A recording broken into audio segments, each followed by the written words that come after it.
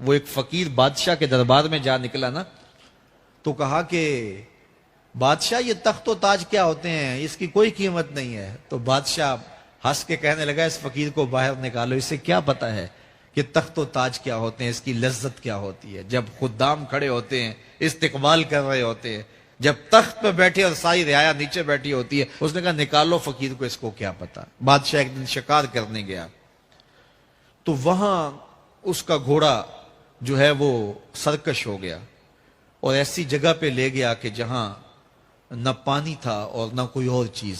بادشاہ وہاں ہانپ رہا ہے کہ وہی فقیر مشکیزہ ڈالے ہوئے گزرا اور آواز دے رہا ہے پانی لے لو، پانی لے لو۔ بادشاہ کی تو موت واقع ہونے والی تھی، آخری ہچکیاں تھی، تو اس نے آواز دی پانی۔ تو اس فقیر نے کہا کہ ہاں تمہارے پاس ہے کوئی قیمت پانی دینے کی؟ اس نے کہا میں بادشاہ ہوں اس ملک کا۔ اس نے کہا ہوتے ہوگے، مجھے غرض نہیں ہے، میں تو بیچتا ہوں پانی۔ اس نے کہا بابا میں بادشاہ ہوں، جو مانگو گے میں دوں گا، مجھے پانی دو، میں مر رہا ہوں۔ اس فقیر نے کہا آدھی حکومت لگے گی۔ اس نے کہا آدھی لے لینا، مجھے پانی تو دو، کیونکہ مر گیا تو ساری جائے گی۔ اس نے پانی کا گھونٹ دیا، پیاس کی شدت تھی، جب پانی کا کٹورا اس نے منہ سے لگایا تو پانی حلق میں اٹک گیا۔ اب پھر دوبارہ مصیبت بن گئی۔ تو اس فقیر نے کہا کہ میں حکیم بھی ہوں، اگر کہو تو تمہارا علاج کر دوں۔ اس نے کہا ضرور کرو، لیکن اس نے کہا میں یوں ہی نہیں کروں گا، آدھی باقی حکومت بھی لگے گی، وہ بھی لکھ دو۔ اس نے چمڑے کے اوپر لکھوا لیا، ساری حکومت لکھوا لی، اور اس نے اس کا علاج کیا فوری۔ جو اس کے پاس ٹوٹکا ٹونا تھا تو اس کا پانی حلق سے نیچے اتر گیا۔ بادشاہ گھوڑے پہ بیٹھا واپس آیا، وقت گزر گیا، عرصہ بیت گیا۔ بادشاہ پھر تخت پہ بیٹھا تھا، وہی فقیر بھیس بدل کے دوبارہ آ گیا۔ پھر اس نے نصیحت کی کہ آخرت کو یاد کرو، یہ دنیا کچھ نہیں ہے، 4 دن کی کہانی ہے۔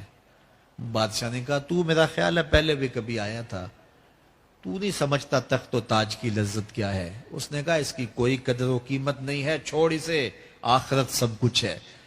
تو اس نے کہا نکالو اس فقیر بابے کو، یہ اس دن بھی آیا تھا تو آج پھر آ گیا ہے، اپنی راہ لے بابا۔ اس فقیر نے اپنے تھیلے سے وہ چمڑے کی دستاویز نکالی جس کے اوپر اس نے ساری حکومت لکھ کے دی تھی۔